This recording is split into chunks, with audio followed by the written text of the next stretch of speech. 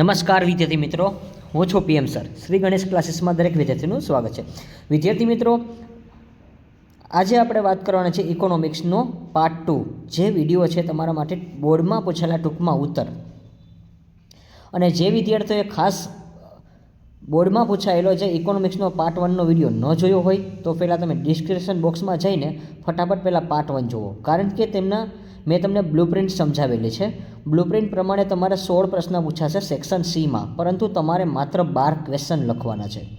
એમાંથી આપણે chapter number 1, 2, 3 અને 4 જે લીધું હતું દરેકમાંથી 2 ક્વેશ્ચન પૂછાય છે, એટલે તમારા 8 પ્રશ્નોની તૈયારી થઈ જાય. ટોટલ આપણે પહેલા વિડીયોમાં 37 ક્વેશ્ચન આપેલા હતા, પરંતુ 2-3 ક્વેશ્ચન રિપીટ થાય છે, એટલે આપણે અંદાજે 35 જેટલા ક્વેશ્ચન ગણશું.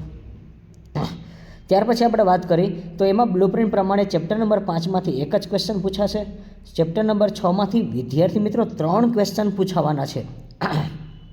જો ખાસ યાદ રાખજો, ક્વેશ્ચન નંબર જે ચેપ્ટર નંબર 6 છે એમાંથી 3 ક્વેશ્ચન પૂછાશે.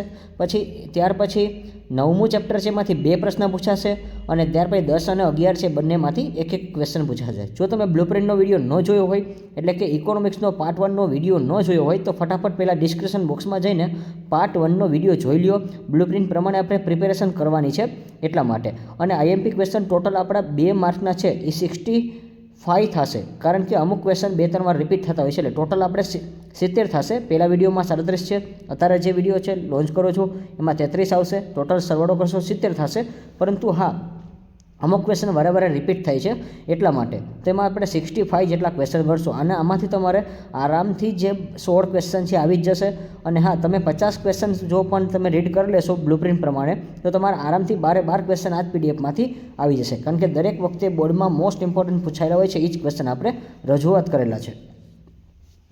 તો ચલો વિદ્યાર્થી મિત્રો, અને જે વિદ્યાર્થી મિત્રો ટેલિગ્રામ ચેનલમાં ન જોડાના હોય તો પહેલાં ફટાફટ ડિસ્ક્રિપ્શન બોક્સમાં જઈને ટેલિગ્રામ લિંક ઉપર ઓપન કરીને ગ્રુપમાં જોડાઈ જજો, જેથી કરીને આવનાર તમામ વિડીયોની જે પીડીએફ લિંક હશે, અથવા તો તમને જે આની પીડીએફ જોતી હશે તે બધું તમને ગ્રુપમાં મળી જશે.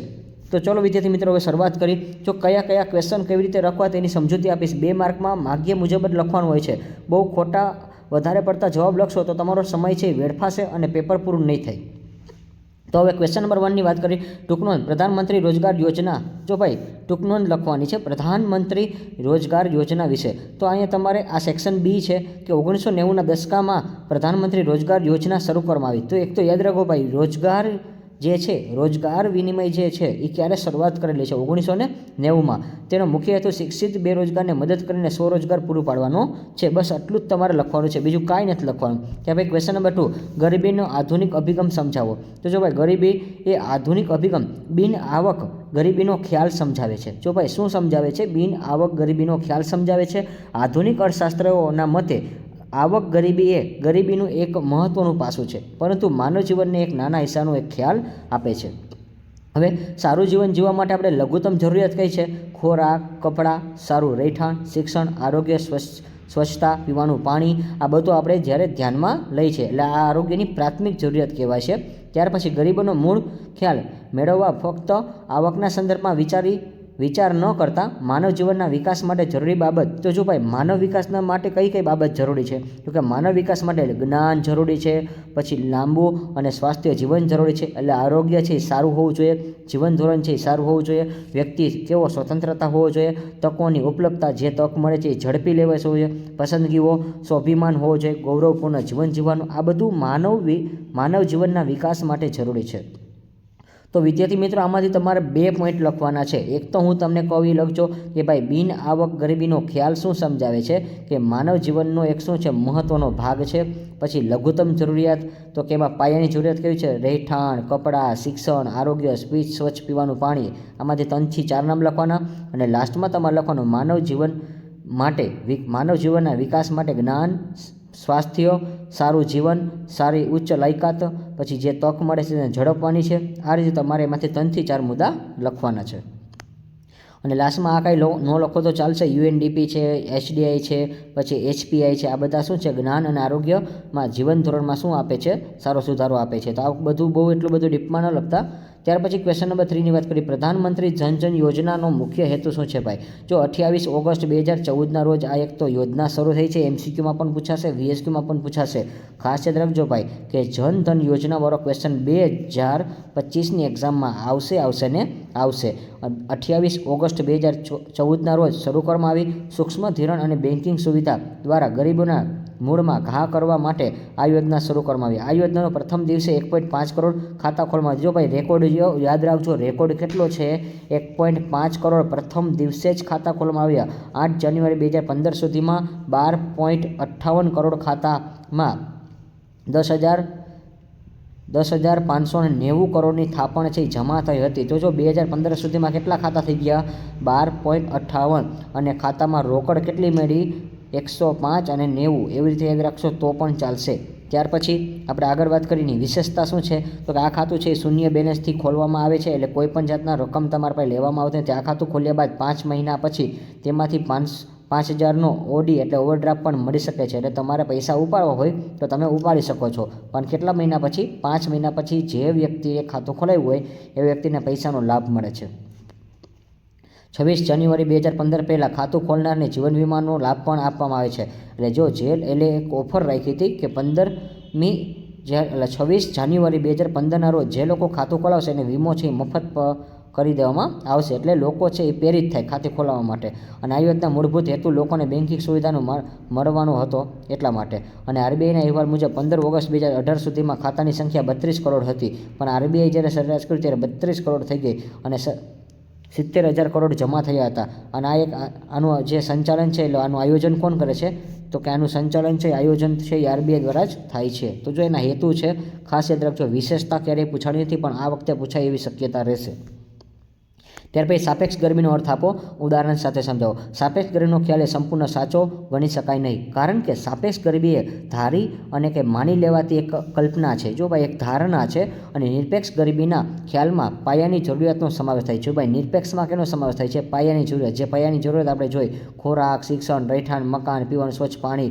જ્યારે સાપેક્ષ ગરમીમાં જુદા જુદા વર્ગોની આવકની અસમાનતા અને આવકની અસમાન વહેંચણીને ધ્યાનમાં લેવાય છે. અને જો સાપેક્ષ ગરમીમાં આપણે શું ધ્યાનમાં લઈએ છીએ? આવકની અસમાનતા. લોકોને ઘણીવાર તમે મળ્યો કે મારા જેટલું સારું કામ કરતા હોય છતાં પણ તમારી આવક છે મારા કરતાં નીચી હોય છે. તમે મારા કરતાં સારું કામ કરો છો છતાં પણ તમારી આવક કેવી છે? નીચી છે. તો આને કહેવાશે આવકની અસમાનતા. અને એમાં શું કીધું છે? જો ભાઈ આટલું નથી લખવાનું, તમારે ખાલી એનું એક ઉદાહરણ દ્વારા સમજાવવાનું છે. તો એક ઉદાહરણ આપણે કોઈ પણ કાલ્પનિક તમે ધારી લ્યો તો પણ ચાલશે. તો પછી આમાં એક વાત કરી તો કે પહેલો પોઈન્ટ આપણે એક તો લખવાનો છે. ત્યાર પછી એમાં બીજો એવું છે કે આથી એક વર્ગની સરખામણીમાં ઓછી આવક ધરાવતા વર્ગનો, તો એનું ઉદાહરણ છે કે સાપેક્ષ ગરીબી કહેવાશે. જો મેં કીધું હતું એક વર્ગની સરખામણીમાં ઓછી આવક ધરાવતા વર્ગને સાપેક્ષ ગરીબી કહેવાશે. એટલે તમે જે મારા કરતાં સારું કામ કરો છો છતાં પણ તમારી આવક નીચે છે અને મારી આવક છે તમારા કરતાં વધુ છે. અને સાપેક્ષ ગરીબીમાં આવકના જુદા જુદા જૂથ પાડવામાં આવે છે. અને અસમાનતા મોટાભાગે ધનિક દેશમાં જોવા મળે. જો ભાઈ ધનિક દેશ જે વિકસિત દેશ છે ને એમાં આવું બહુ જોવા મળે. અને ધનિક કે વિકસિત દેશમાં આવકની અસમાનતા વધારે જોવા મળે છે. બસ પહેલો ને બીજો મુદ્દો એટલો જ લખવાનો છે. કોઈ જાતની વધારે ન લખતા વિદ્યાર્થી મિત્રો. અને એક્ઝામ્પલ તમારી રીતે બનાવવી તો બનાવી શકો. દાખલા તરીકે A, B અને C આ 3 વ્યક્તિ છે. એ કામ કરે છે એ દૈનિક માની લો કે 150 રૂપિયાનું કામ કરે છે. અને B છે એ કામ નથી કરતો છતાં પણ એને 200 રૂપિયા આપવામાં આવે છે. તો જો આને આવકની અસમાન શું કહેવાય? વેચણી કહેવાય. કામ કરે છે ને ઓછા પૈસા મળે છે, જે કામ નથી કરતો એને વધારે પૈસા મળે છે. ત્યાર પછી આપણે વાત કરી ક્વેશ્ચન નંબર 5, સ્વરોજગારી માટે સરકાર દ્વારા અમલમાં મુકાયેલા કાર્યક્રમો જણાવો. જો ભાઈ કાર્યક્રમો જણાવો કે તો માત્ર નામ જ લખવાના છે.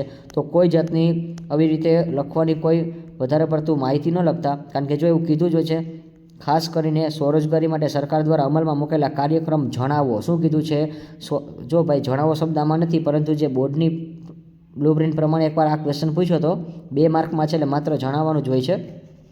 તો ખાસ યાદ રાખજો કે સ્વરોજગારી માટે સરકાર દ્વારા અમલમાં મુકાયેલા કાર્યક્રમો કયા કયા છે? તો કે પહેલું સંકલિત ગ્રામ વિકાસ યોજના એટલે IRDP છે. પછી વેતન રોજગાર કાર્યક્રમ, પ્રધાનમંત્રી રોજગાર યોજના, પછી રાષ્ટ્રીય ગ્રામીણ રોજગાર બાંહેધરી કાનૂની અને આવાસ યોજના. તો જો 4 નામ લખવાના છે વિદ્યાર્થી મિત્રો. 1-2 માર્કના ક્વેશ્ચનમાં કોઈ એટલી બધી ડિટેલ્સ નથી માગતા. એટલે તમે કોઈ ટેન્શન ન લેતા કે ભાઈ સ્વરોજગારી માટેના સરકાર દ્વારા અમલમાં મૂકેલા કાર્યક્રમો કેટલા છે? 5. સંકલિત ગ્રામ વિકાસ કાર્યક્રમ, પછી વેતન રોજગાર કાર્યક્રમ, પ્રધાનમંત્રી રોજગાર કાર્યક્રમ, પછી ગ્રામીણ વિકાસ રોજગાર બાંહેધરી કાનૂની અને આવાસ યોજના. બસ આ તમારે નામ લખવાના છે, કોઈ જાતની વિગત ન લખતા વિદ્યાર્થી મિત્રો. ત્યાર પછી ક્વેશ્ચન નંબર 6, લૈંગિક અસમાનતા ભારતમાં ગરીબી માટે જવાબદાર છે. જો ભાઈ લૈંગિક એટલે શું થાય કે સ્ત્રી પુરુષની અસમાનતા કહે છે.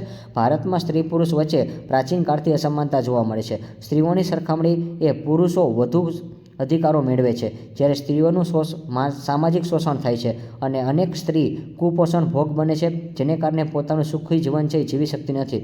અને પ્રાચીન કાળથી એવી માન્યતા છે કે સ્ત્રીઓ ઘરનું કામ જ કરશે. આ માન્યતાને સ્ત્રીઓને શાળાકીય શિક્ષણ મેળવતી નથી, જેથી તેઓ આર્થિક ઉપાર્જન કરી શકતી નથી. એટલે જો એ લોકો કમાણી કરી શકતા નથી. આર્થિક ઉપાર્જન એટલે કમાણી થશે કે આવકનો જે રોજગાર કહેવાશે આપણી ભાષામાં, કે એ પૈસા કમાવા હોય તો કમાવા જઈ નથી શકતી.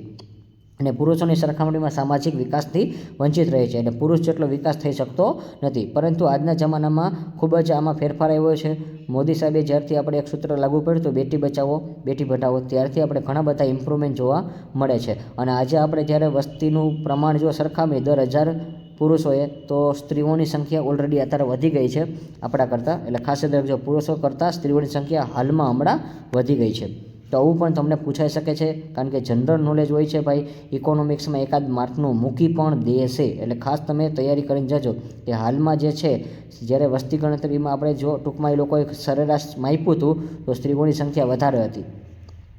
પછી ઇન્ડિયન મેડિકલ રિસર્ચ ગ્રામ્ય ક્ષેત્ર અને શહેરી ક્ષેત્રમાં કેલરીનું ન્યૂનતમ ધોરણ કેટલું નક્કી કરે. જો ભાઈ 2 માર્કમાં અવરો પ્રશ્ન પૂછાણો છે ભાઈ. ગ્રામ્ય ક્ષેત્રમાં 2400 કેલરી અને શહેરીમાં 2100 કેલરીનું ન્યૂનતમ ધોરણે નક્કી થાય છે. જો ભાઈ કેલરી ઇન્ડિયન મેડિકલ રિસર્ચ પ્રમાણે ગામડામાં જે લોકો રહેતા હોય એને કેટલું કેલરી મળવું જોઈએ?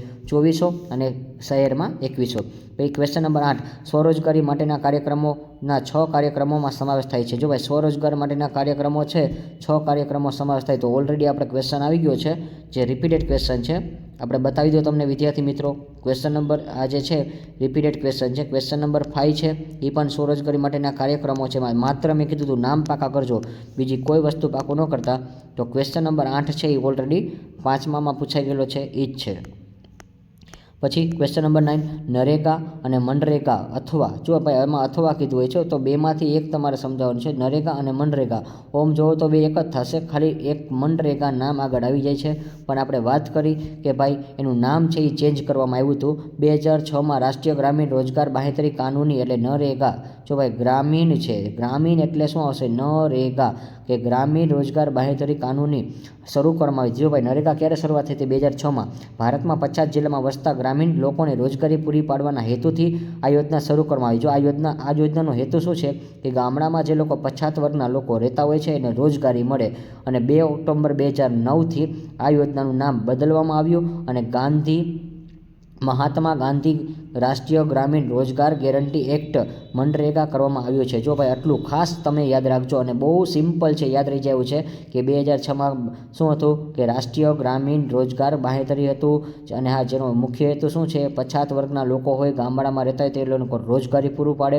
પરંતુ 2 ઓક્ટોબર એટલે કે મહાત્મા ગાંધીનો બર્થડે છે 2009થી આપણા યોજનાનું નામ મહાત્મા ગાંધી રાષ્ટ્રીય ગ્રામીણ, બાકીનું બધું બેઠું છે. જો રાષ્ટ્રીય ગ્રામીણ રોજગાર ગેરંટી, ખાલી મહાત્મા ગાંધી શબ્દ લાગી ગયો છે. અને સરકારે 2 ફેબ્રુઆરીના રોજ આ યોજના શરૂ કરવાની કરી. જો આ યોજના ક્યારે શરૂઆત થઈ? ફેબ્રુઆરીના રોજ, એટલે 2 ફેબ્રુઆરીના રોજ શરૂઆત થઈ, એટલે 90 દિવસ પછી ગણી તો આમ તો 120 દિવસ જેવું થઈ જશે. એટલે અને રોજગાર દિવસ જાહેર કર્યો છે. જો 2 ફેબ્રુઆરીએ રોજ કરીને તો એ લોકોને કયો દિવસ જાહેર કર્યો? તો ભાઈ યાદ રાખજો, રોજગાર દિવસ ક્યારે ઉજવાય છે? 2 ફેબ્રુઆરીએ. એટલે MCQ પણ પાકા થઈ જાય છે તમારા માટે. અને આ યોજના દ્વારા ગ્રામીણ પરિવારમાંથી ઓછામાં ઓછી એક વ્યક્તિને 1 વર્ષમાં 100 દિવસની રોજગારી આપવામાં આવશે. જો આ લોકોનો મુખ્ય હેતુ શું છે કે ગામડામાં જે લોકો રહેતા હોય છે એમાં ઓછામાં ઓછા પારિવાહિકમાં એક વર્ષમાં 100 દિવસ તો રોજગારી મળશે. જો રોજગારી નહીં મળે તો પણ 100 દિવસના પૈસા તો એ ચૂકવશે જ. પછી આ યોજનામાં 1/3 ભાગે રોજગાર સ્ત્રીની માટે અનામત રાખવામાં આવી. જો એમાં 3જો ભાગ છે એ સ્ત્રીનો છે. એટલે ટોટલ માની લો 50 હોય ને તો 50માંથી 3જો ભાગ તમારે કેનો દેવાનો? સ્ત્રીને. અને આ યોજના દ્વારા ગ્રામીણ ગરીબીને શારીરિક શ્રમ ન્યૂનતમ વેતન આપવાની જોગવાઈ કરવામાં આવી. અને મહેનતાણું પણ 7 દિવસ સુધી આપવામાં આવે છે. જો ભાઈ મહેનતાણું છે કેટલા દિવસ? 7 દિવસમાં આપી દેવાનું છે. એટલે દર અઠવાડિયે એને પગાર કરી દેવાનો છે. બસ આટલું જ તમે લખજો, વધારે કોઈ માહિતી ઇન્ફોર્મેશન ન લખતા. 2 માર્કમાં માગ્યા મુજબ જ લખવાનું હોય છે. પછી ક્વેશ્ચન નંબર 10, પ્રધાનમંત્રી કૃષિ સિંચાઈ યોજના ટૂંક નોંધ આપો. જો ભાઈ પ્રધાનમંત્રી કૃષિ સિંચાઈ યોજના છે 1 જુલાઈ 2015 રોજ શરૂ કરવામાં આવી. જો પ્રધાનમંત્રીવાળા ક્વેશ્ચન છે ની વારે કરજો, કારણ કે બહુ પૂછાશે. 1 જુલાઈ 2015 રોજ શરૂ કરવામાં આવી. હર ખેત કો પાણી, આ સૂત્ર સાર્થક કરવામાં આવ્યું. ખેત ઉત્પાદકતા વધારવા માટે અને દેશના ઉપલબ્ધ સાધનોનો શ્રેષ્ઠ ઉપયોગ થઈ શકે તે માટે ખેતી ક્ષેત્રે યોજના શરૂ કરવા માટે આ યોજનાનો અંતર્ગત ઉપયોગ કરે છે. ત્યાર પછી ક્વેશ્ચન નંબર 11, રાજકૃષ્ણ સમિતિ આપેલા બેરોજગારીના માપદંડ જણાવો. તો ભાઈ જો ખાલી માપદંડ જણાવવાના છે. તો રાજકૃષ્ણ એક સમિતિ ક્યારે આવી? 2011 અને 12માં રિપોર્ટ આપ્યો છે. એ 4 માપદંડ છે. તો એવું કાંઈ ન લખું, કાંઈ ખાલી નામ લખજો ભાઈ, સમય, આવક, સંમતિ અને ઉત્પાદકતા. ખાલી નામ યાદ રાખવાનું છે, સમય, આવક, સંમતિ અને ઉત્પાદકતા. ક્વેશ્ચન નંબર 12, ભારતમાં શ્રમ પ્રધાન ઉત્પાદન પદ્ધતિ વધારે અનુકૂળ છે. જો ભાઈ શ્રમ પ્રધાન ઉત્પાદન પદ્ધતિ એટલે લોકો દ્વારા કામ કરે ને તો જ ઉત્પાદન થાય. આ પદ્ધતિ કેમ અનુકૂળ છે? શ્રમ પ્રધાન કીધું છે ભાઈ, વ્યક્તિ કામ કરે ને તો જ ચાલે. ભારતમાં શ્રમની છત અને મૂડીની અછત છે. જો ભાઈ પૈસાનું બહુ રોકાણ ઓછું કરી શકે એવા છે, પણ કામ કરવાવાળા ઝાઝા છે. તો અત્યારે બધાને મેન્ટાલિટી જે છે, કોઈને ધંધો નથી કરવો, બિઝનેસ નથી કરવો, બધા લોકો નોકરી કરવી છે. શું? તો કે નોકરી જ કરવાની છે. તો આને કહેવાય છે શ્રમિકોની સંખ્યા, એટલે કામ કરવાવાળા ઝાઝા છે, જ્યારે રોકાણ કરવાવાળા કેવા છે? ઓછા છે. એટલે મૂડીની અછત છે. વસ્તી વૃદ્ધિને કારણે માથાદીઠ આવક છે એ નીચે જાય છે. જો વસ્તી વધે ને એટલે આપણે શું થાય? આવક નીચે જાય છે, કારણ કે વસ્તી વૃદ્ધિનો દર ઊંચો છે, એટલે આપણી આવક છે એના કરતાં વસ્તી વધારે છે, અને શ્રમિકોનું વધુ પ્રમાણના ઉપલબ્ધ હોય છે જો કીધું. અને પરંતુ તેમાં તેટલા પ્રમાણમાં કામ મળતું નથી. પણ હા, કોઈ લોકોને જો બિઝનેસ જ નથી કરવો અને કામ કરવાવાળા ઝાઝા થઈ જાય તો પછી વસ્તુ એવી જ છે ભાઈ, લોકોને રોજગારી ન જ મળે. કારણ કે એનું રીઝન શું છે? કોઈને બિઝનેસ નથી કરવો, માત્ર નોકરી જ કરવી છે. અને બેરોજગારીનો દર ઊંચો રહે છે. સરકારે બેરોજગારી સમસ્યા હલ કરવા શ્રમ પ્રધાન ઉત્પાદન પદ્ધતિ અપનાવી છે, અને શ્રમનો બચાવ કરીને તેઓ મૂડી પ્રધાન ઉત્પાદન પદ્ધતિને લીધે બેરોજગારી વધે છે. ત્યાર પછી એમાં શું કીધું? મૂડી પ્રધાન ઉત્પાદન પદ્ધતિમાં યંત્રનો ઉપયોગ વધુ થાય છે. જો ભાઈ મૂડીવાળી હોય ને એટલે એમાં યંત્રનો ઉપયોગ વધારે થાય. એટલે દાખલા તરીકે અત્યારે જો CNC VNC મશીન આવી ગયા છે, તો એમાં એ ઓટોમેટિક છે, ખાલી સોફ્ટવેર તમે ગોઠવી દો એટલે કામ એની મેળે થાય છે, અને શ્રમનો ઉપયોગ ઓછો થાય છે. એટલે લોકોનો કેવો થાય છે? ઉપયોગ ઓછો. ભારતમાં વસ્તી વધારો વધુ હોવાથી શ્રમ પ્રધાન પદ્ધતિ વધારે જ અનુકૂળ છે, અને એટલા માટે આપણે શું કરીએ? શ્રમિકોને જ કામ કરાવી છે.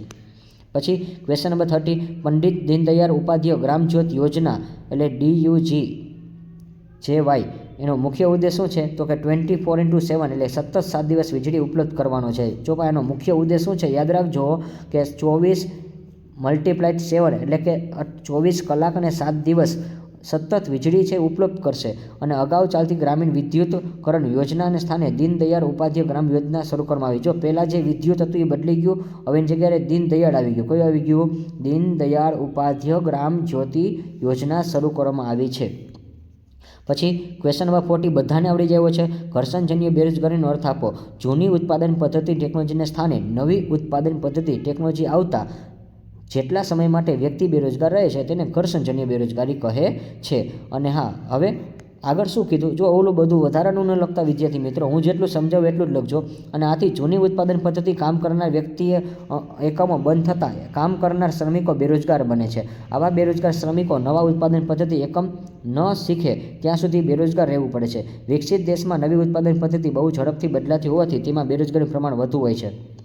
હવે આપણે એક્ઝામ્પલ દ્વારા સમજીએ કે પહેલાંના સમયમાં જો આટલું બધું ન લખતા વિદ્યાર્થી મિત્રો, ખાલી તમારે એક અર્થ જણાવવાનો છે, એક એની વિગત બતાવવાની છે, અને ખાલી ઉદાહરણ લખવાનું છે કે પહેલાંના સમયમાં ટાઈપરાઇટર્સના મશીન હતા, પરંતુ હવે નવી સ્થાને આપણે કોમ્પ્યુટર આવતા તો ટાઈપરાઇટર્સના મશીનનો એકમો છે એ બંધ થઈ જાય છે. હવે જે વ્યક્તિને ટાઈપરાઇટર્સ આવડતું એને કોમ્પ્યુટર શીખતા વાર લાગે છે, તો એવા વ્યક્તિને અમુક સમય કામ છે એ બેસી રહેવું પડે છે કામ વગર. તો એને કહેવાશે ઘર્ષણજન્ય. એટલે જૂની ટેકનોલોજી સ્થાને નવી ટેકનોલોજી આવે છે. તો જો આ બધું તમને ખબર હોય છે, જે લોકો મળે ઘોડાગાડી હાંકતા હોય એને આપણે એમ ગાલો ભાઈ તમે 4 વ્હીલ હાંકો, તો 4 વ્હીલ ન આવડે, તાત્કાલિક કોઈ દી આવડે નહીં, કારણ કે ઘોડાગાડીવાળાને ઘોડાગાડી જ આવડે છે. તો આ બધું ખાસ તમારે યાદ રાખવાનું છે. ત્યાર પછી ક્વેશ્ચન નંબર 50, પ્રચ્છન્ન બેરોજગારી એનો અર્થ આપો ઉદાહરણ સહિત. તો જો આ બધું તમને આવડે એવા જ ક્વેશ્ચન છે. આ બધું 6થા ચેપ્ટરમાંથી 3 પ્રશ્ન પૂછાશે કે કોઈ એક વ્યવસ્થા પ્રવર્તમાન ટેકનોલોજીના સંદર્ભમાં જરૂરિયાત કરતાં વધુ શ્રમિકો રોકાયેલા હોય, આવા વધારાના શ્રમિકોને દૂર કરવામાં આવે પણ ઉત્પાદનમાં કોઈ ફેરફાર પડતો નથી. આવા શ્રમિકોને પ્રચ્છન્ન બેરોજગારી કહેવામાં આવે છે. હવે એક્ઝામ્પલ તરીકે હું તમને કહું છું કે દાખલા તરીકે માની લો 10 જણા કામ કરે છે તો પણ 5000 હેક્ટર ઉત્પાદન થાય છે. જ્યારે 8 વ્યક્તિ કામ કરે તો પણ 5,000 હેક્ટર ઉત્પાદન થાય છે ઘઉંનું ઉત્પાદન. તો જો 5,000 થાય છે એટલો મતલબ એમ કે 10 વ્યક્તિ કામ કરે તોય 5,000 થાય, 8 વ્યક્તિ કામ કરે તોય 5,000 થાય. તો વધારાના 2 વ્યક્તિ હોય છે એનું કોઈ શૂન્ય ફાળો હોય છે, એનું કોઈ ફાળો હોતું નથી. અને હા, એનું નામ પ્રચ્છન્ન બેરોજગારીના અન્ય નામ આપો. તો જો અન્ય નામ ખાસ યાદ રાખજો: છુપી બેરોજગારી, ગુપ્ત બેરોજગારી, ગર્ભિત બેરોજગારી. આવો પ્રશ્ન પણ 2 માર્કમાં પૂછાઈ શકે છે, ખાસ યાદ રાખજો. અપ્રસ્તુત બેરોજગારી. જો ભાઈ 4 નામ તો ઓલરેડી થઈ જ જાય છે એટલે 2 માર્કમાં બની શકે છે કે તમને એવો પ્રશ્ન પૂછી શકે કે ભાઈ પ્રચ્છન્ન બેરોજગારીના અન્ય નામ ગુપ્ત બેરોજગારી, છુપી બેરોજગારી, ગર્ભિત બેરોજગારી, અપ્રસ્તુત બેરોજગારી ગણાઈ શકાય છે. પ્રચ્છન્ન બેરોજગારીમાં વ્યક્તિની સીમા જે ઉત્પાદકતા હોય છે કેવી હોય છે? સીમાંત ઉત્પાદકતા શૂન્ય હોય છે. આવું MCQમાં પૂછાશે. અને હા, કોઈ જાતનું વધારે નથી સમજાવતો હવે, એટલે આ બધું આવડતું હોય છે એટલા માટે. ત્યાર પછી ક્વેશ્ચન નંબર 60, ચક્રીય બેરોજગારી એટલે શું? કે ભાઈ ચક્રીય બેરોજગારી મોટાભાગે વિકસિત અને ધનિક દેશમાં જોવા મળે છે. એક તો ક્યાં જોવા મળે? ધનિક દેશમાં જોવા મળે કાં તો વિકસિત દેશમાં જોવા મળે. આ બેરોજગારી મુખ્યત્વે તેજી મંદીના પ્રવાહો સર્જાય છે. જ્યારે અર્થતંત્રમાં તેજી હોય છે ત્યારે મૂડીરોકાણમાં વધારો થાય છે અને ઉત્પાદન વધે છે, તો લોકોની આવક પણ રોજગારી વધે છે. એટલે આમાં કેવું હોય કે ભાઈ ઉત્પાદન, જો મૂડીરોકાણ વધે એટલે લોકો શું કરે? બિઝનેસ ખોલે તો ઉત્પાદન વધે તો લોકોની રોજગારી વધે. મંદીની સ્થિતિમાં એનાથી ઊંધું એટલે શું? ઉત્પાદન ઘટે તો માંગ ઘટે તો ઉત્પાદન ઘટે, રોજગારી ઘટે, બધું ઘટવાનું ચાલુ થાય છે. અને આ શ્રમિકો થોડા સમય માટે બેરોજગાર મળે છે. તેજી મંદીનું ચક્ર છે સતત ચાલ્યા રાખે છે અને ચક્રીય બેરોજગારી તરીકે ઓળખવામાં આવે છે. ઈસવીસન 1929 અને 30માં અમેરિકામાં આવેલ મહામંદીને કારણે વિશ્વના ઘણા બધા દેશમાં મંદી જોવા મળી હતી, જેને કારણે વિશ્વ મહામંદી સર્જાઈ છે. જો ભાઈ વિશ્વ મહામંદી ક્યારે આવી હતી? 1929 ને 30માં આવેલી હતી. અને શેર બજાર, ઉદ્યોગ, આ બધું શું છે? તેજી મંદીની અસર જોવા મળે છે. બસ આટલું તમે યાદ રાખજો, કોઈ જાજુ યાદ ન રાખતા. ત્યાર પછી ક્વેશ્ચન નંબર 70, અર્ધ બેરોજગારી કોને કહેવાય? જ્યારે વ્યક્તિએ તેની શક્તિ કરતાં ઓછી લાયકાતવાળું અને ઓછું સમય માટેનું ઓછી આવકવાળું કામ કરવું પડે ત્યારે અર્ધ બેરોજગારી કહેવાય. એટલે જો લાયકાતવાળું ને ઓછી લાયકાતવાળું, તમે જે ભણેલા વ્યક્તિ હોય, તમારી લાયકાત પ્રમાણે હું તમને કામ ન આપું અને તમને ઓછું કામ આપું. એટલે દાખલા તરીકે તમને બધાને એમ કહો, હલો ભાઈ આપણે ઇવેન્ટ મેનેજમેન્ટમાં જવાનું છે, પરંતુ તમારે ત્યાં બધા વ્યક્તિને શું કરવાનું છે? પાણી પીવડાવવાનું છે. તો આ એક ઓછી લાયકાતવાળું કહેવાય. ઇવેન્ટ મેનેજમેન્ટ હોય તો કંઈક સારું કહેવાય, પણ તમને એમ કહો, હલો અહીંયા બધાને પાણી દેવા જવાનું, જે લોકો બેઠા હોય ને એને, તો એ કેવું કહેવાય? લાયકાત વગરનું કામ.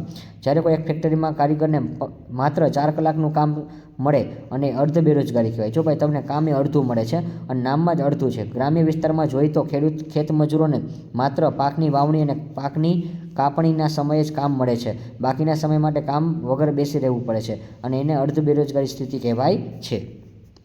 ત્યાર પછી આપણે આગળ વાત કરીએ ક્વેશ્ચન નંબર 80, સંપૂર્ણ બેરોજગારીનો અર્થ આપો વિદ્યાર્થી મિત્રો. તો જો પ્રવર્તમાન વેતન દરે રોજગાર મેળવવા માટે વ્યક્તિ જરૂરી લાયકાત ધરાવતો હોય છે. જો આમાં લાયકાત ધરાવતો હોય છે અને બિલકુલ રોજગારના પ્રાપ્ત ન થાય તો સંપૂર્ણ બેરોજગાર કહેવાય. એટલે જો લાયકાત સારી હોય પણ એને પૈસા એને જોઈએ એ પ્રમાણે ન મળે અને બેકારી, ખુલ્લા બજારની બેરોજગારી કહેવાય. જે દેશમાં શ્રમનો પુરવઠો ઝડપી વધતો હોય, શહેરીકરણ ઝડપી થતી હોય, એટલે આપણા ભારત દેશમાં જો ઝડપી છે શ્રમનો પુરવઠો વધે છે, શહેરીકરણની પ્રક્રિયા થાય છે, એવા દેશમાં સંપૂર્ણ બેરોજગારીનો દર છે ઊંચો હોય છે. એટલે આપણા દેશમાં છે જ.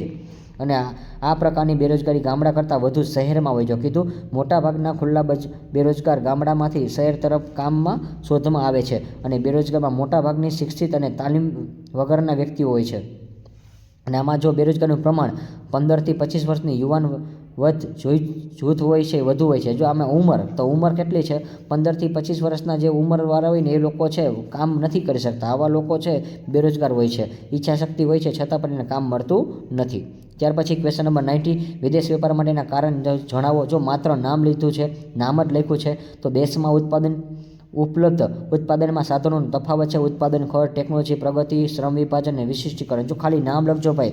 વિદેશ વેપારના માટેના કારણ, વિદેશ વેપાર શું કામ થાય છે? દેશમાં ઉપલબ્ધ ઉત્પાદનના સાધનનો તફાવત. આપણી પાસે પૂરતા સાધન ન હોય તો વિદેશમાં આપણે શું કરવું પડે? બિઝનેસ કરવો પડે. ઉત્પાદન ખર્ચ, ટેકનોલોજીની પ્રગતિ, શ્રમ વિભાજન, વિશિષ્ટીકરણ. પછી વેપાર તુલનાને લેણદેણ તુલાનો તફાવત. તો માત્ર 2 માંથી તમારે 2 થી 3 મુદ્દા લખવાના છે. 2 બાજુના 3 મુદ્દા લખો એટલે તમારું કામ પૂરું. તો અર્થ કમ્પલસરી લખવાનો. વર્ષ દરમિયાન એક દેશના અન્ય દેશ સાથે આપલેના હિસાબી સરવૈયા માત્ર ભૌતિક અને દ્રશ્ય વસ્તુની આયાત નિકાસનું મૂલ્ય કરે તેને તુલના કહેવાશે. પણ આ કેવી? તો કે વેપાર તુલના. અને વર્ષ દરમિયાન ભૌતિક અને અભૌતિક આયાત નિકાસનું મૂલ્ય દર્શાવતું હિસાબી સરવૈયું એટલે લેણદેણ કહેવાશે. જો તમને ખબર નહીં પડી હશે કે બંનેમાં એક સરખો લાગે છે, ના, બંનેમાં એક સરખો નથી, તફાવત પડે છે. ક્યાં પડે છે? જો વિદ્યાર્થી મિત્રો, વેપાર તુલના એટલે શું? વર્ષ દરમિયાન દેશના અન્ય દેશ સાથે, જો અહીંયા અન્ય દેશ સાથે કીધું છે, અન્ય દેશ સાથે કરો ને એટલે વિદેશ સાથે તમે કોઈ પણ આપલે કરો અને હિસાબ કિતાબ તૈયાર કરો, પણ આ ભૌતિક ને અભૌતિક બે આવી જશે તો એનું આયાત નિકાસ થાય. જ્યારે વિદેશમાં વેપાર કરો છો ત્યારે એને વેપાર તુલના કહેવાશે. અને લેણદેણની તુલના એટલે શું ખબર? માત્ર દેશમાં જ કરો. ક્યાં કરો? માત્ર દેશની અંદર જ તમે શું કરો? આયાત નિકાસ કરો છો તો એને કહેવાશે, એને પણ શું કહેવાશે? હિસાબી તૈયાર કરો છો તેને કહેવાશે લેણદેણની તુલના. પછી ખ્યાલ, વેપાર તુલનાનો ખ્યાલ છે એ સંકુચિત અને મર્યાદિત છે, જ્યારે લેણદેણનો ખ્યાલ છે એ વિશાળ છે. પછી એમાં સમાવેશ, તો જો વેપાર તુલના એ લેણદેણની તુલનાનો એક ભાગ છે, પણ આ લેણદેણની તુલના એ વેપાર તુલનાનો એક ભાગ છે નહીં. બસ આવી રીતે યાદ રાખજો. અને વેપાર તુલના છે, વેપાર તુલનામાં દ્રશ્ય વસ્તુ કે જેવી કે લોખંડ, પોલાદ, સિમેન્ટ, કાપડ વગેરે સમાવેશ થાય છે, જ્યારે લેણદેણની તુલનામાં દ્રશ્ય અને અદ્રશ્ય બંને વસ્તુનું થાય છે. પછી ક્વેશ્ચન નંબર 21, આંતરરાષ્ટ્રીય વેપારનું કદ એટલે શબ્દ સમજાવો. જો આંતરરાષ્ટ્રીય વેપારનું કદ કીધું છે તો ઓલરેડી ક્વેશ્ચન રિપીટેડ ક્વેશ્ચન છે વિદ્યાર્થી મિત્રો. 19મો ક્વેશ્ચન છે એ તો આ પીડીએફમાં જુઓ તમે 2 ક્વેશ્ચન રિપીટ થયા છે. તો ટોટલ આપણે 33 ક્વેશ્ચન છે, એમાંથી 2 તો કટ થઈ ગયા, લગભગ આપણી પાસે 31 ક્વેશ્ચન હોય હતા. ભાઈ 22, વિદેશ વેપારમાં કોઈ પણ 2 કારણ સમજાવો. જો ભાઈ 2 કારણ સમજાવવાનું કીધું છે તો હવે ઉપરનો પ્રશ્ન છે એની અંદર તમારે 2 સમજાવવાના છે. અત્યાર સુધી પહેલાં નામ પૂછતા હતા આંતરરાષ્ટ્રીય વેપારમાં, હવે વિદેશ વેપારના શું કીધું છે? કોઈ પણ 2 કારણ સમજાવો. તો દેશમાં ઉપલબ્ધ સાધનનો તફાવત, તો આપણી પાસે સાધન પૂરા ન હોય ત્યારે વિશ્વના જુદા જુદા દેશોમાં ઉપલબ્ધ સાધનો દેશમાં મળતા નથી, મળી આવતા અન્ય સાધનો પર આધારિત હોય છે. એટલે જો આપણે બીજા ઉપર આધાર રાખીએ, આમાંથી અમુક અપ્રાપ્ય હોય છે. હવે માનવની જરૂરિયાત અમર્યાદિત છે અને વૈવિધ્યપૂર્ણ હોવાથી ઓછા સમયમાં ઉત્પાદનની જરૂરિયાત પડે છે. આ માટે સાધનનો તત્કાલ જરૂરિયાત પડે છે અને આમ દેશ એ વિદેશમાંથી આપણે જરૂરી સાધન પછી ટેકનોલોજીનો વેપાર કરીને પોતાની જરૂરિયાત કરી છે.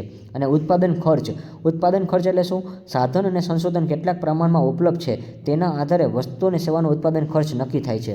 જો સાધનની અછત અને ઊંચી કિંમત હોય તો ઉત્પાદન ખર્ચ એ વધી જાય છે. જો આપણી પાસે પૂરતા પ્રમાણમાં વસ્તુ ન હોય તો અમુક પ્રકારના ભાવ છે એ વધી જાય છે. ઉત્પાદન જ્યારે બહુ સારી એવું થતું હોય છે ત્યારે, અને જો ઉત્પાદન ખર્ચ વધુ હોય તો દેશની આવી વસ્તુઓ કે સેવાનો વિદેશમાંથી આયાત કરવી પડે છે. અને જો આપણી પાસે અહીંયા પૂરા પ્રમાણમાં ન મળે અથવા મળે તો પૈસા બહુ વધારે હોય છે, તેવા સમયમાં આપણે વિદેશમાંથી મગાવી. અને ઉત્પાદન ખર્ચ છે એ નીચો હોય તો દેશ પોતાની ઉત્પાદન વસ્તુઓ સેવાની સરળતાથી નિકાસ કરી શકે છે. જો આપણી પાસે સસ્તું પડતું હોય તો આપણે વેચાણ કરી શકીએ છીએ.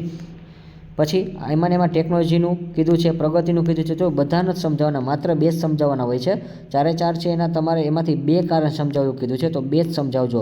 ટેકનોલોજીની પ્રગતિ છે તો એ પણ આવડી જાય કે દરેક દેશ પોતાના દેશ પાસેથી મળી આવતા વિવિધ સાધન અને આવડતને મદદથી ટેકનોલોજીનો વિકાસ કરે છે અને મર્યાદિત હોય છે. પરિણામે દેશો અને ટેકનોલોજીનો ઉત્પન્ન થતી વસ્તુ અને સેવાનો વેપાર કરતા હોય છે. અને શ્રમ વિભાજન અને વિશિષ્ટીકરણ એટલે જો શ્રમ વિભાજન એટલે શું કીધું કે સાધનોની કાર્યક્ષમતા, કૌશલ્યો, પછી ઉપલબ્ધ સાધન આ પર આધારિત હોય છે.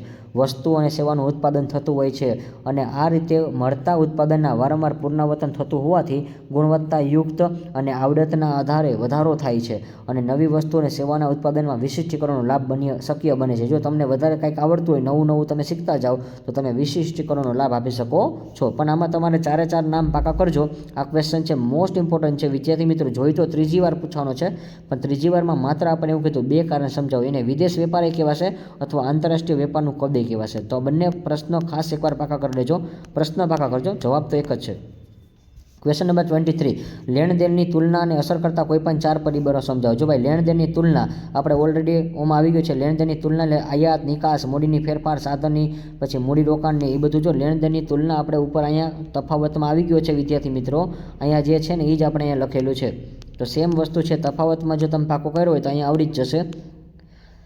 પછી આવા પરિબળો મુખ્યત્વે આર્થિક વિકાસના સ્તર પર આધારિત હોય છે. કેટલાક પરિબળો છે એ નીચે મુજબ છે: હુંડિયામણનો દર, પછી વેપાર થતી વસ્તુઓ અને સેવાનો પોતાના દેશમાં અને વિદેશોમાં કિંમત હોય છે. એટલે આપણા દેશમાં ઓછી કિંમત હોય છે, જ્યારે વિદેશમાં છે એની વધારે કિંમત હોય છે. પછી વેપાર થતી વસ્તુઓની વિવિધ અને ગુણવત્તા, અનિવાર્ય આયાતો. જો 4 નામ લખજો ભાઈ, 4 થી 5 નામો વધુ ન લખતા.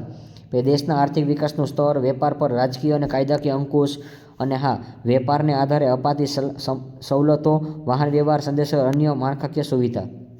ત્યાર પછી 24 ભારતમાં SEZ સેજનું ક્યારે અમલ થયું અને સેજની રચના શા માટે કરવામાં આવી? તો જો સેજનો અમલ છે 1 એપ્રિલ 2000થી શરૂઆત થઈ. સેજનો અમલ છે એ યાદ રાખજો 1 એપ્રિલ 2000થી શરૂઆત થઈ. રંગ, રસાયણ, યંત્ર, ઇલેક્ટ્રોનિક વસ્તુઓ અને ઉદ્યોગના માધ્યમના કદનું એક ઉદાહરણ પૂરું પાડે છે. ત્યાર પછી 25 માલિકીના આધારે ઉદ્યોગોના પ્રકાર આપો. તો બધાને આવડી જાય એવો છે. માલિકીના આધારે જાહેર ક્ષેત્રના ઉદ્યોગ, ખાનગી ક્ષેત્રના, સંયુક્ત ક્ષેત્રના, સહકારી ક્ષેત્રના. આમાં તમને કોઈ ડીપમાં કહેવાની જરૂર નથી, કારણ કે તમને બધાને ઓલરેડી મોઢે પ્રશ્ન આવડતા હોય છે. એટલા માટે આવા જે ક્વેશ્ચન જો હેલા પૂછે છે માલિકીના આધારે, તો જાહેર ક્ષેત્ર, ખાનગી ક્ષેત્ર, સંયુક્ત ક્ષેત્ર, સહકારી ક્ષેત્ર, માત્ર નામ જ પૂછાય છે 2 માર્કમાં. ત્યાર પછી 26 મૂડીરોકાણના આધારે ઉદ્યોગોના પ્રકાર. જો ભાઈ મૂડીરોકાણના આધારે મૂડી રોકાણના ઉદ્યોગોના પ્રકાર કીધો. ઉદ્યોગો કયા કયા છે?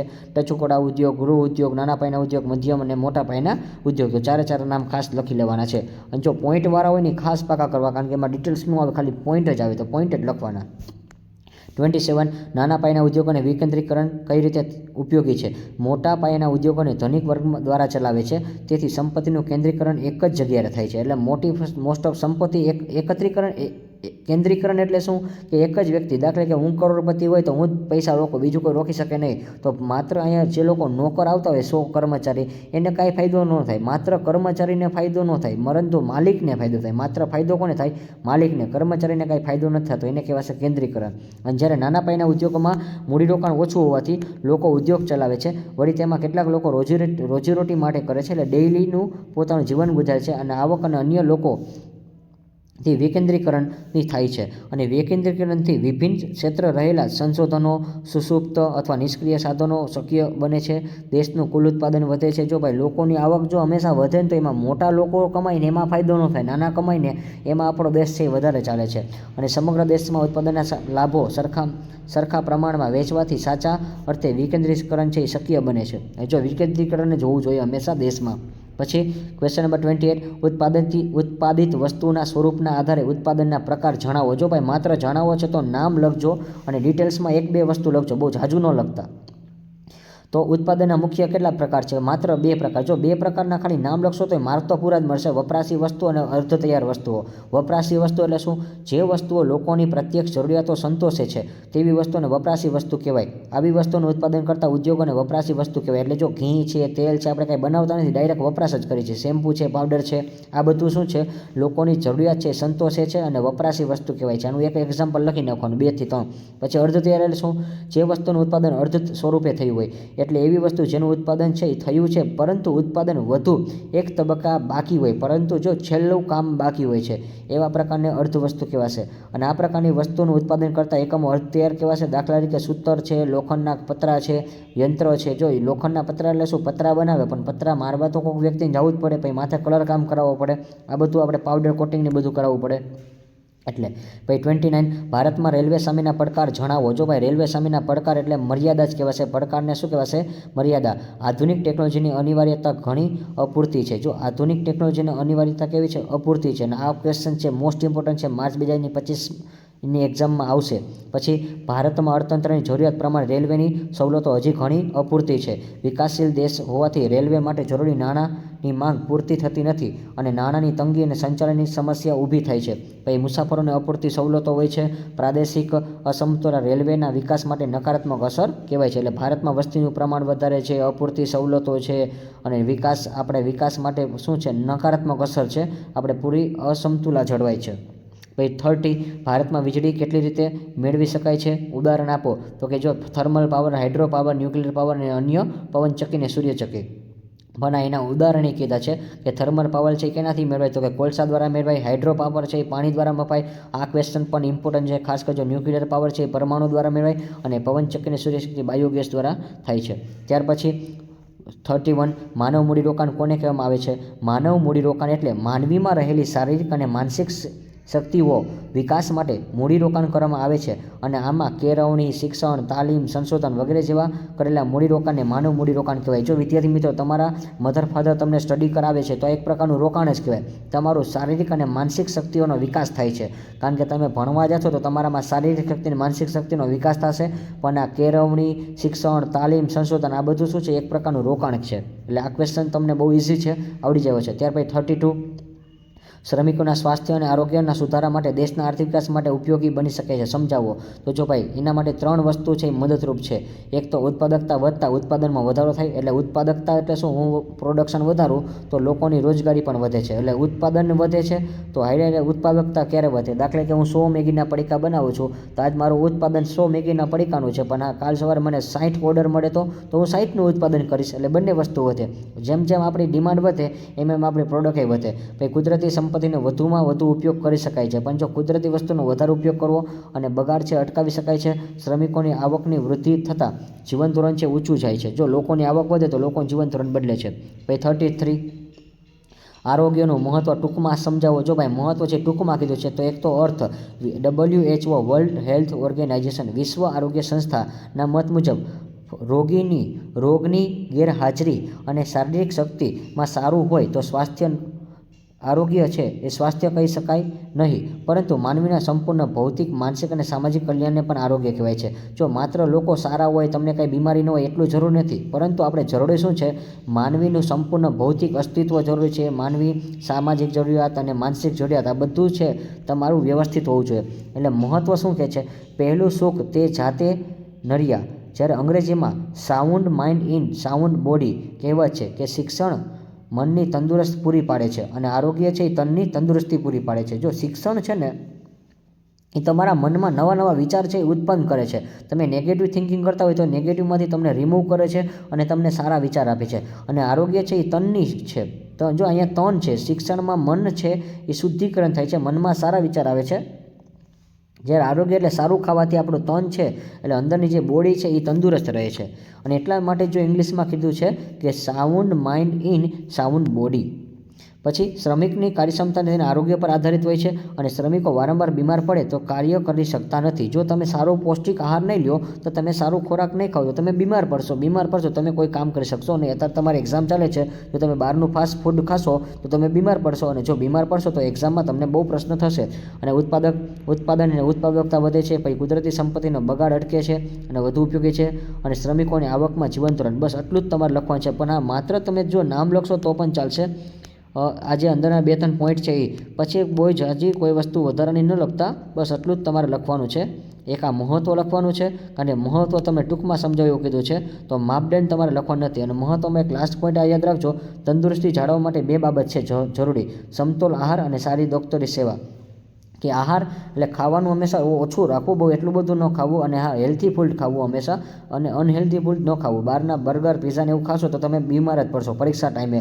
અને ડૉક્ટરની સારવાર જો તમને કાંઈ પણ થાય તો તાત્કાલિક તમે અત્યારે ડૉક્ટર પાસે જાઓ, કારણ કે તમે બોર્ડના વિદ્યાર્થી છો. તો તમારે તાત્કાલિક બોર્ડના વિદ્યાર્થી હોય તો જ્યારે બીમાર પડે તો તાત્કાલિક ડૉક્ટરની સેવા મેળવો. ડૉક્ટરની સેવા મેળવવાથી તમને ચેકઅપ થશે અને તમને ટ્રીટમેન્ટ છે એ ઘાયોકા શરૂ થશે. તો તમને બોડી છે એ સારું હશે તો પ્રોબ્લેમ નહીં પડે.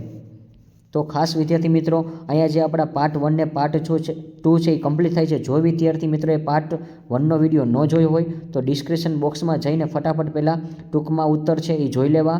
MCQ અને VSQનો વિડીયો પણ તમને ડિસ્ક્રિપ્શન બોક્સમાં મૂકેલો છે. જે વિદ્યાર્થીએ ન જોયો હોય તો ફટાફટ જોઈ લેજો. અને વિદ્યાર્થી મિત્રો, જો તમને વિડીયો ખરેખર ગમે છે તો મેક્સિમમ તમે શેર કરો, જેથી કરીને બીજા વિદ્યાર્થીને પણ IMP પ્રશ્નની સમજૂતી મળે. માત્ર IMP પ્રશ્ન નહીં, પરંતુ IMP પ્રશ્નની સમજૂતી એ પણ બ્લુપ્રિન્ટ પ્રમાણે છે. તો વિદ્યાર્થી મિત્રો, અહીંયા આપણે આપણો આ વિડીયો છે એ કમ્પ્લીટ થાય છે. એવી રીતે આપણે હવે નવા સેક્શન સાથે શરૂઆત કરશું.